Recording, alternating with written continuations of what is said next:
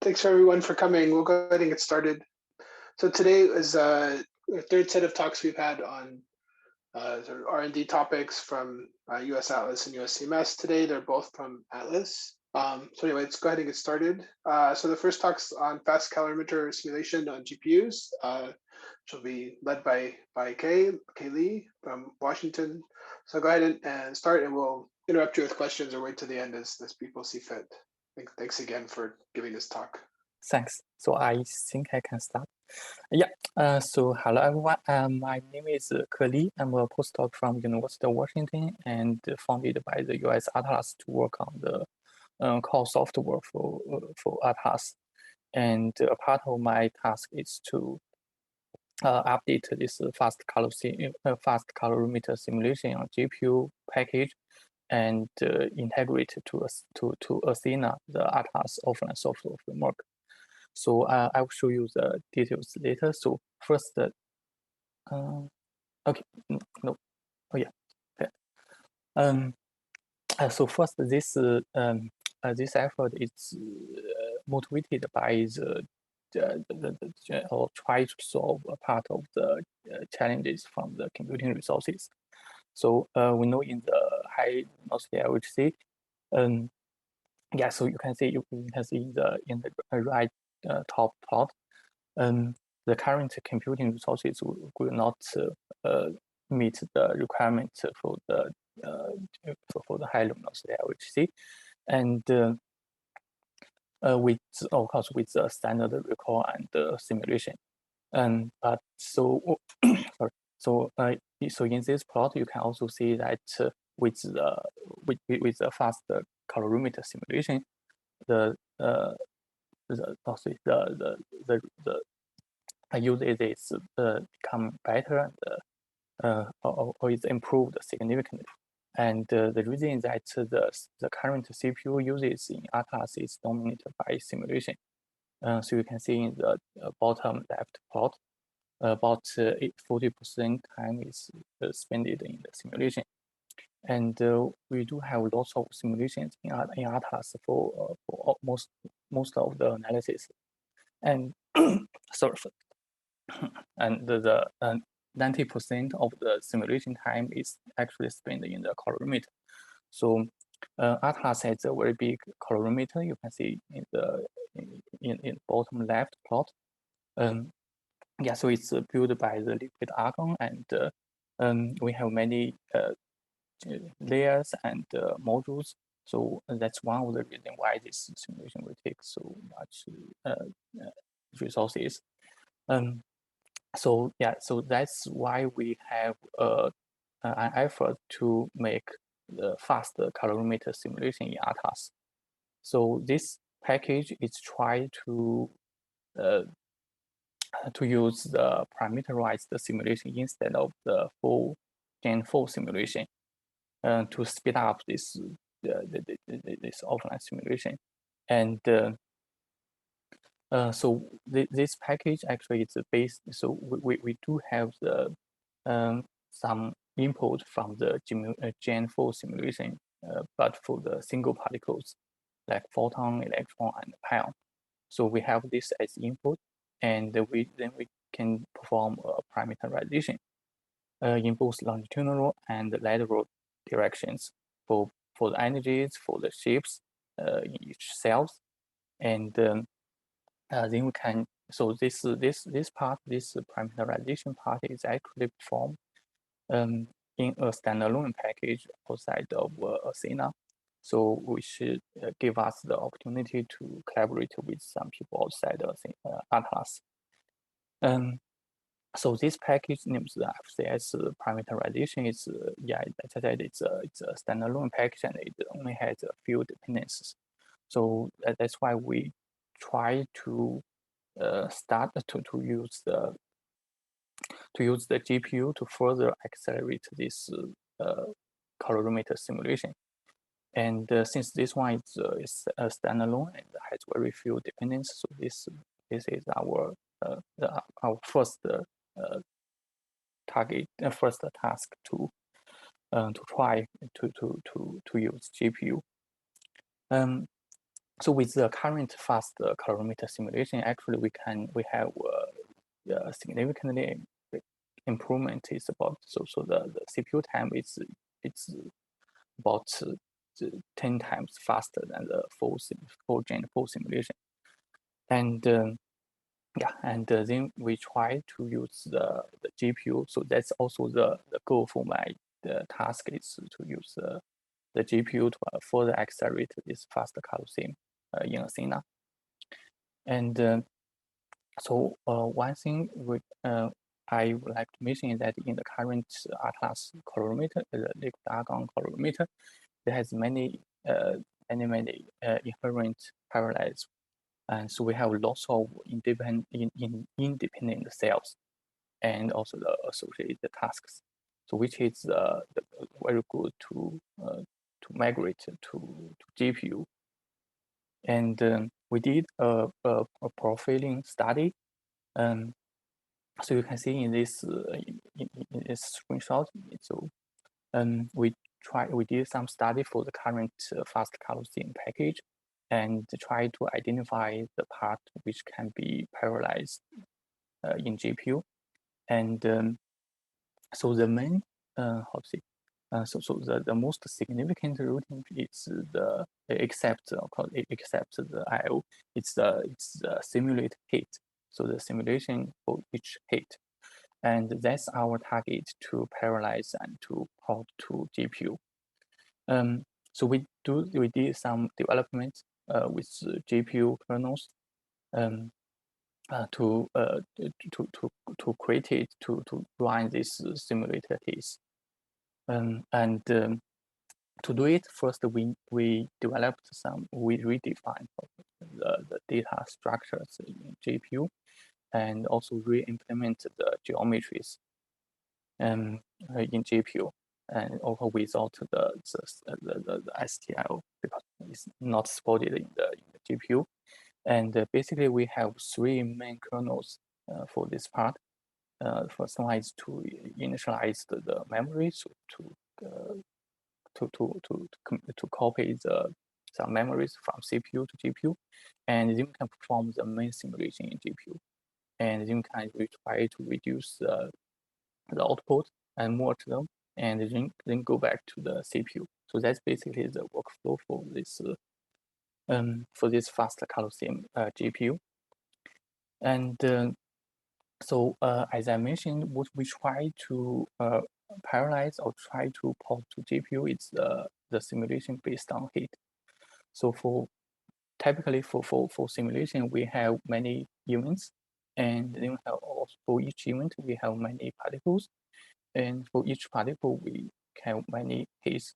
And so currently we only performed or we only try to parallelize this loop on hits in GPU.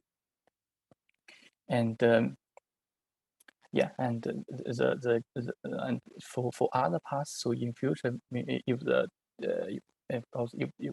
we have enough efforts, so we can try to further improve it. Okay, so that's and so for the real GPU development or acceleration. So first we have the geometry, and we re-implemented this geometry in the GPU with CUDA, and then we did to re-implement some to re-implement the simulation based on heat with CUDA. So you can see in this plot we have basically 5 functions or classes to migrate to with CUDA for the simulation of haze. And so that's the two main parts we are using with CUDA. And another main part is random numbers. So we all know that for the simulation, we have many random numbers needed. And for this fast simulation, it's also need many random numbers. And basically, we have about 5,000 hits per event. And so this random number is needed very urgently. And actually CUDA has a very good random generator, and it's much faster than the CPU. So we cannot compare these random numbers directly in GPU and CPU, but we can compare the output distributions, like these two plots, deposit energy distributions, and we can see in statistically the output from CPU and GPU, they are consistent well. So that's what we did for to use the GPU to accelerate this fast calorimeter simulation. And so this page shows the summary for the performance with GPU. So we did several tests with different particles, with electrons, photons, and pions in different eta region. And you can see, so this table listed the total time with CPU or GPU, and also the event loop time. So the other time is dominated by the data I/O. So yeah, you can see it's taking about 15 or 20 seconds for the I/O. And so we found that the GPU kernel actually is very short, so we only try to simulate the heat.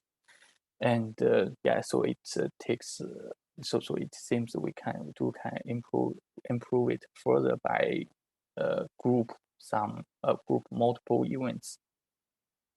So in this case, we have less communication between CPU and GPU, and you can see for example, in this column GPU-G, so the time is further improved. And another thing is that so in the high eta region, you can see the improvement with GPU is less significant than the low eta region simulation, and the reason is also because for the high eta region we have less case, and so the communication between CPU and GPU will cause lots of the time. So in this case, the group between multiple events will work better.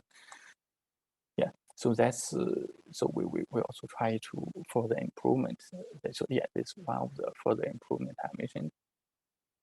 So, and you can also see the performance, the time in this plot. Basically, it's similar with what I show in this table, but yeah, it's more straightforward. So yeah, so the total time with GPU is about a half of the total time with CPU. Yeah, you can see in this plot, and the event loop time is reduced significantly compared with CPU. Yeah, and so here I will show you some recent activities I made for the past few months. So first is that we updated to the latest version of the FastCaloSim from Athena, and of course we need to update the port to CUDA correspondingly, and then also we studied the integration to Athena, to the Atlas offline software framework, to real use the GPU to accelerate this simulation. And I'll show you the details later. So after we finished the update, so here I did some validation on two versions. So you can see, so these two plots just show the deposit energy distributions for these two versions, and yeah, they both consist well with and without GPU. And I also made another comparison with GPU or the CPU. So we can see the distributions, the shapes, we consist well with the GPU and the CPU. Yeah. So that's tell us that this update works well, and then we can try to we also did some other performance study. For example, this one. So I also try to test test the inquiry with one GPU and one GPU call. So you can see the event loop time is consist actually it's slightly better than the previous version. So in this case, the update seems good, and then we try to move on to integrate to Asana to reuse this package, because currently we are working based on a standalone simulation FastCaloSim package, and the CUDA is actually supported in the Asana, so we can try to use this package in Asana. And there will be two main parts for this integration. First is to build the geometry, to construct the geometry in GPU. So this part is partly completed. I will show you the details later. And then we need to update the clients to use this, to call this GPU kernels. So for this part, yeah, it will start later after the geometry is fully constructed and validated. So this page shows the basic layout for the package and made to try to integrate this FastCaloSim GPU.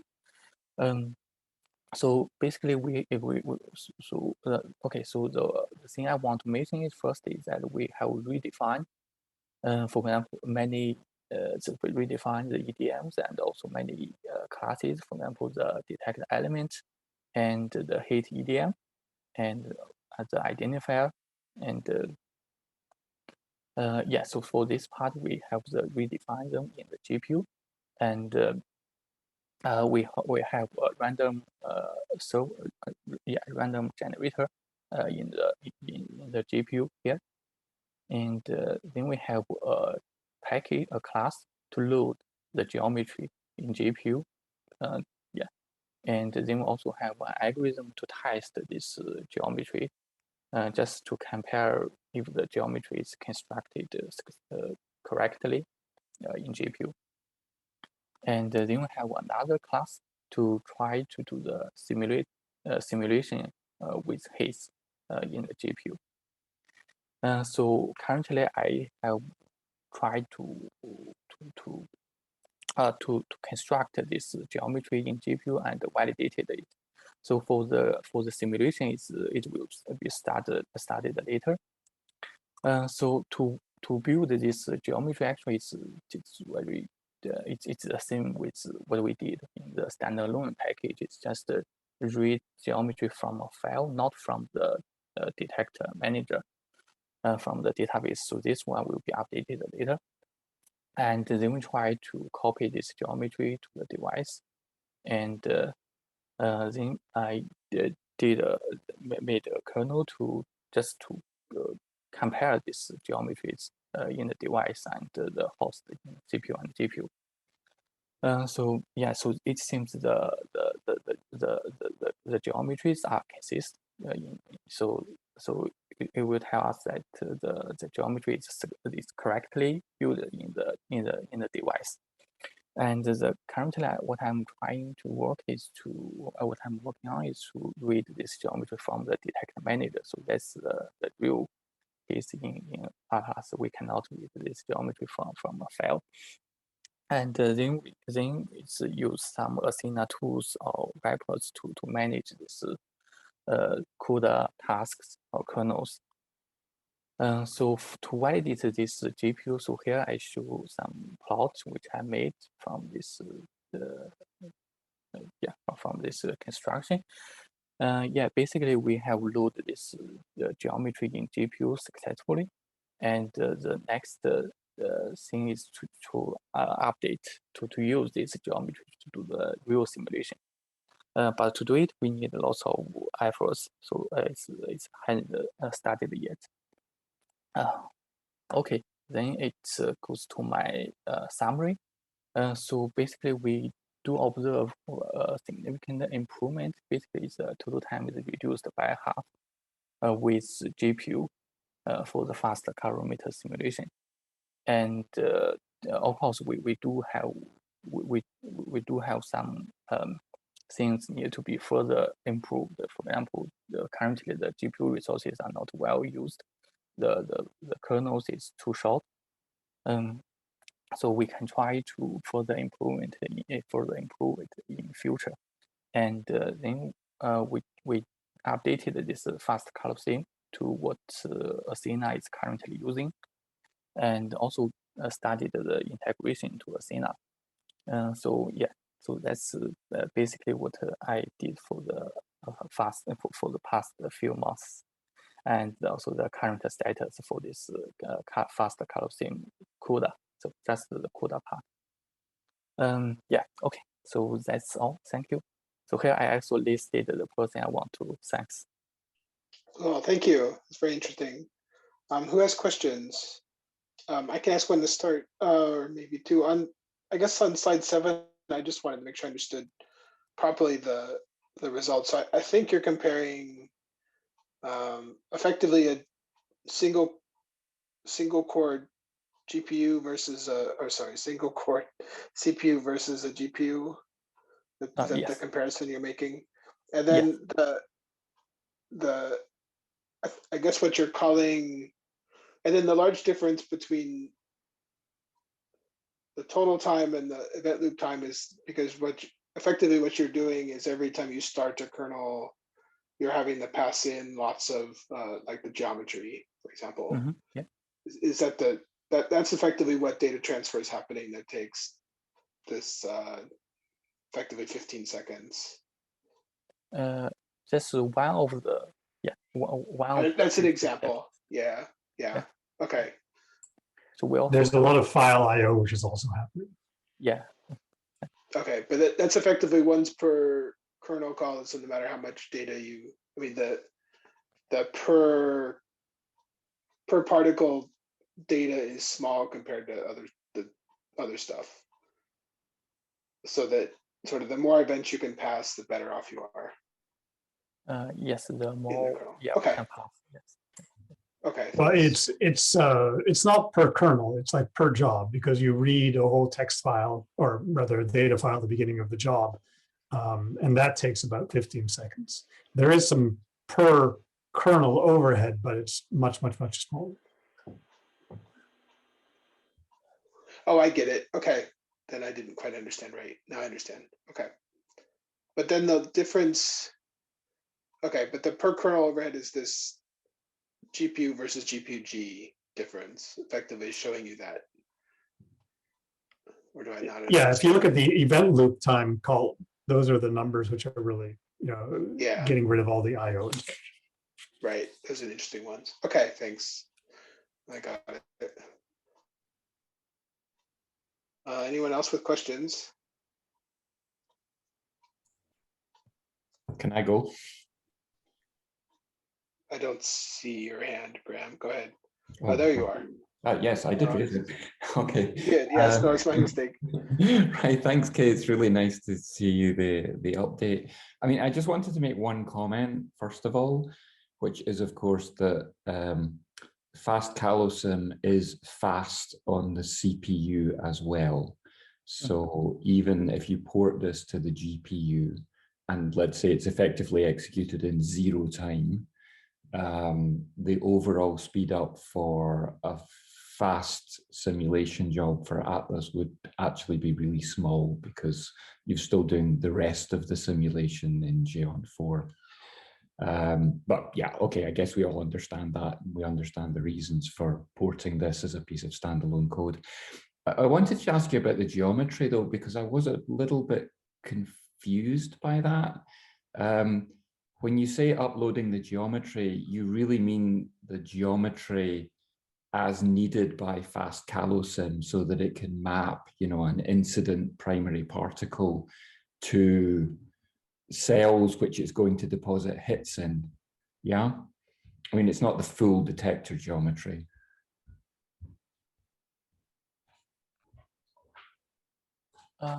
Maybe I misunderstood your question. So are you asking if we build the whole geometry in GPU, or just? Yeah, I'm just wondering exactly what geometry it is that you build on the GPU. I mean, my guess is that it's something just quite specific to FastCaloSim, but yeah, maybe it's simplified geometry. Right. Yeah. Yeah. Okay, thanks. Yeah, because we've been doing some other work with simulation on GPUs, and yeah, getting the geometry onto the GPU, we are able to do that now, but actually navigating it is quite slow, and it's clear that there's an awful lot of work needed to be done to optimize particle tracking geometry on a GPU. Yeah, yes. So I actually, we do need to optimize this. I just first implement it, and yeah, I believe that there are many things we can improve. Okay, thanks. That's clear now. Let's see, do I miss anyone else, or is anyone else with questions? Doesn't sound like it. I don't see anyone's hands raised. So thanks again. Okay, that was very interesting. And I think it looks like something that'll be useful as it gets into Athena. Okay, so then the second talk is from Tomohiro on track seed finding in ACTS. Okay, good. So I'm going to be talking on track seed finding in ACTS software.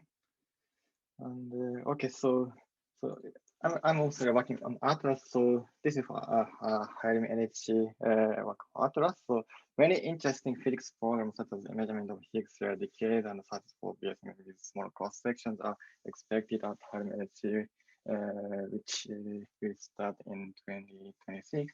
And the tracking performance needs to be retained and or improved under the high pileup environment. And the light figure here shows the higher LHC environment. This is a TD bar event with 200 pileup vertices. So this is quite complicated environment. And for hiring LHC tracking and concurrent algorithm exploiting modern computing architectures with many cores are necessary. And for the detector side, the Atlas tracking detector will be replaced with a full silicon detector for hiring LHC, which is ITK. And also for the software side, the tracking software also need to be replaced with a new accurate, efficient, and fast software. And this is ACTS. And in this talk, I'm going to be talking ACTS. And as you may know, so ACTS is a common tracking software. And this is an experiment independent tracking for software for future detectors, which is based on Atlas tracking algorithms.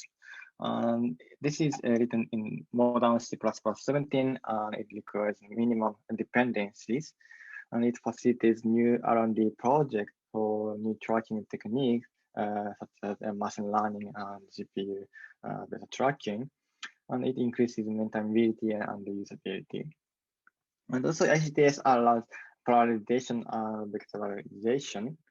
And for Atlas, ACTS primary vertex reconstruction algorithm has been implemented in Athena already, and it will be used for Atlas 3. And you can find the software in the GitHub link and the documentation that we have here. And you can also see a few previous ACTS talks in this IRIS-HEP meetings by Paul, and 2 talks from Sharkon and Irina. So this is a brief overview of track reconstruction, and it starts from the seed space point formation from local measurements on silicon layers. And this space points are shown as yellow dots here. And then after that, seeds are formed from triplets of heap. And the seeds are shown like this. And after that, a combinatorial Kalman filter is used to extend the seed, and then it builds track candidates. This is the main track finding step. And after that, because this track finding also creates some fake tracks or duplicated tracks. So to get the final track, final tracks, there is the final step, which is ambiguity solving. And the track candidates are scored according to the track quality to remove duplicated tracks or fake tracks. And in this talk, I'll be talking mainly on about the seed finding. And the HTS seed finding implementation is based on the Atlas track seeding algorithm. And the space point on 6 layers are used for seeding. And it is over middle space points. So here, this is a simple figure. And there are 3 space points in C, and it starts from middle space point here. And for each middle space point, top, middle, and bottom middle doublets are formed. Then this algorithm applies some cut based on the eta of doublets and the origin around the axis and the distance in R between the 2 space points and so on.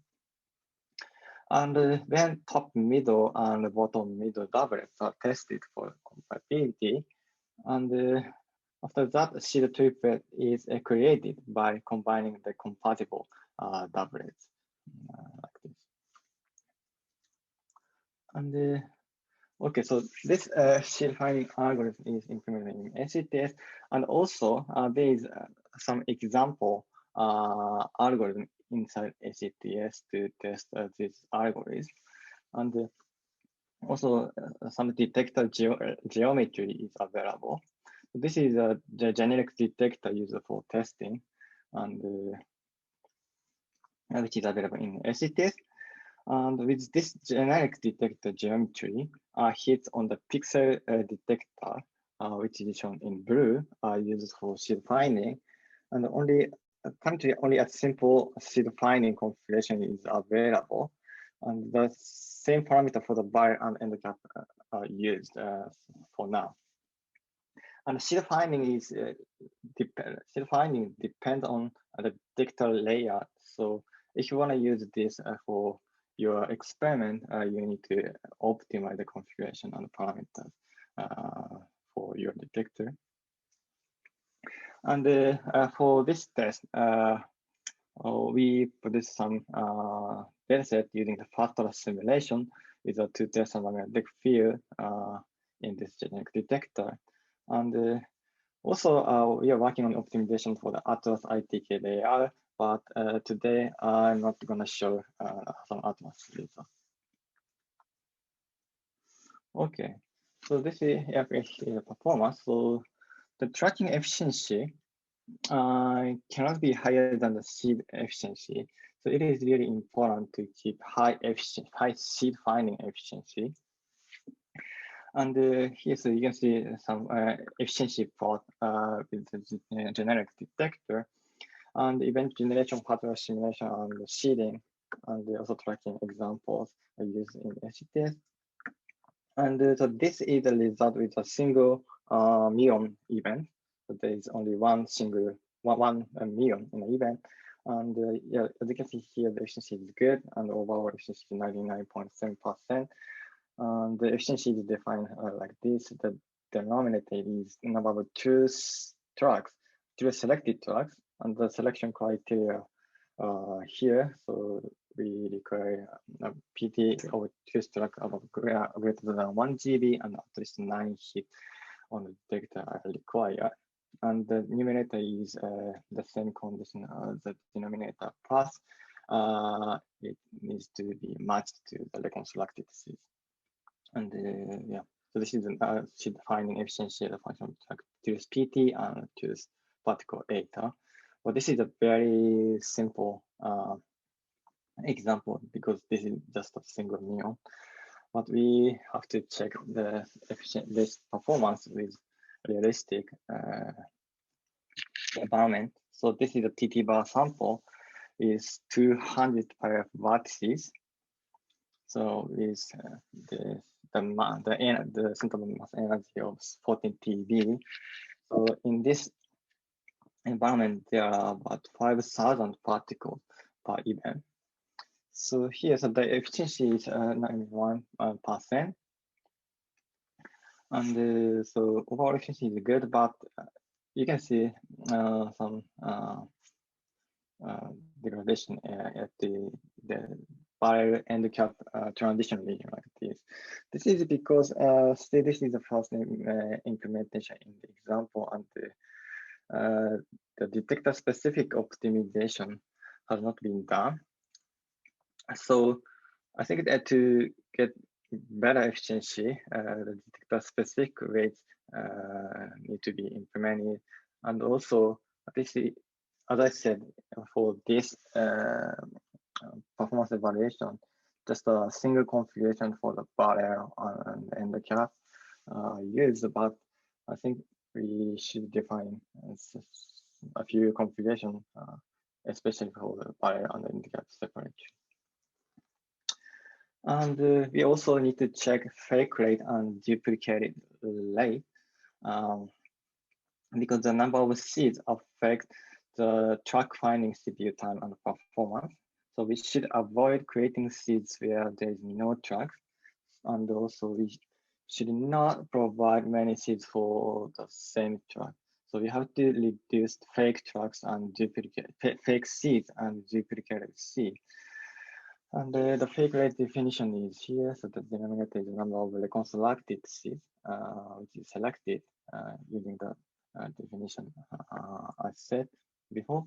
And the numerator is the number of reconstructed seeds selected and unmatched to the reconstructed seed. So the fake rate is 58% for this sample. And also you can see number of duplicated seeds as a function of choose track PT and choose error. So you can see there are a lot of duplicated seeds at the end cap region. This is because there are many layers in the end cap. So to get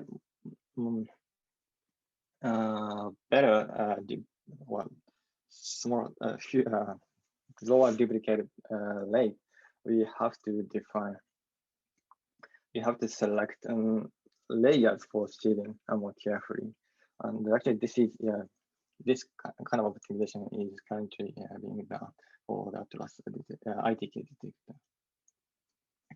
So as I said, seeds are used as initial track parameter for the track finding combined Kalman filter algorithm. And so you can see here the CKF track finding efficiency on the left plot. So this is the CKF efficiency, and you can see two highlights. So the blue one is CKF tracking efficiency for TT bar with reconstructed seeds as initial parameter. Sorry, this is the orange one, and the blue one is the CKF tracking efficiency with the smeared tooth particle as initial parameter. So in principle, so the CKF tracking efficiency with tooth seeds are good in the barrel region, but it's slightly worse in the end cap region. This needs to be optimized further to get much better efficiency. And also the CKF track finding efficiency with Lecoseed is about 90% in the barrel, but it's actually good in the end cap region. This is because of the many duplicated seeds. And on the right, you can see the CPU time per event for the seed finding and track finding as a function of number of pilot vertices. And the seed finding is orange, and track finding is in red. So seed finding time is negligible compared to the track finding. And yeah, but still, I think this could be reduced significantly by optimizing the seed finding, because this time depends on number of seeds when seeds are used as the initial track parameters in the CKF tracking.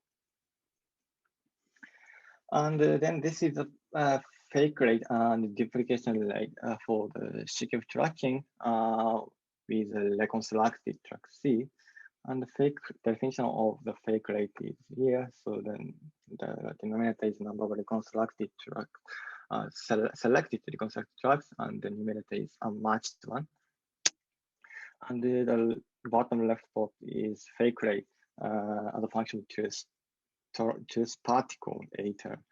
And for both reconstructed seed and truth seed tracking, the fake rate is smaller than 10 to the minus 3. And you can see the duplication rate on the line and side plot. And the duplication definition is this, like this.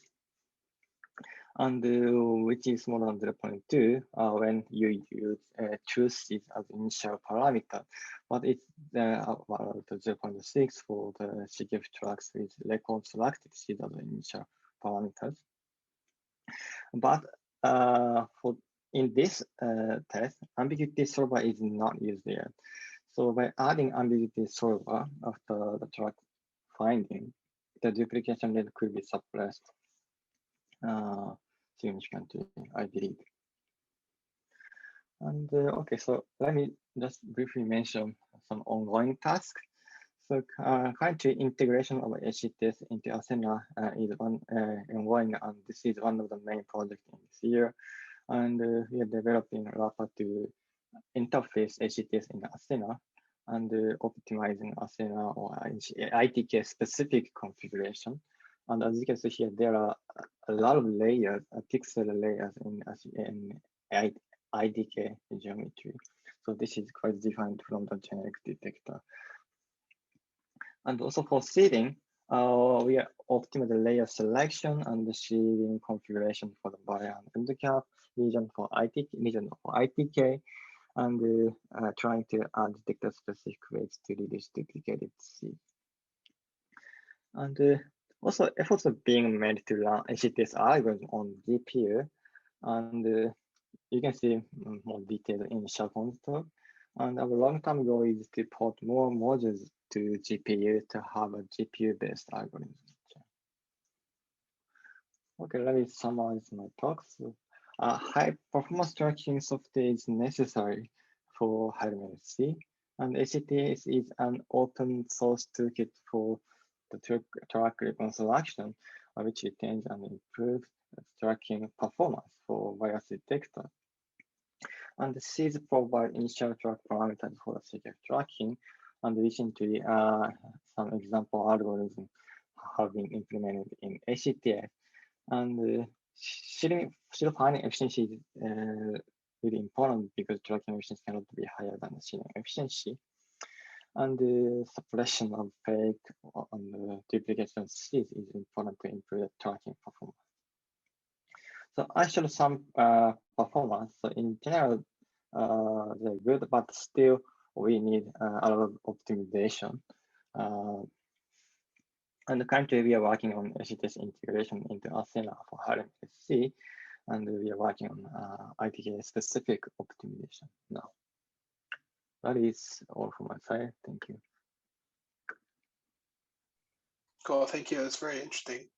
Who has questions?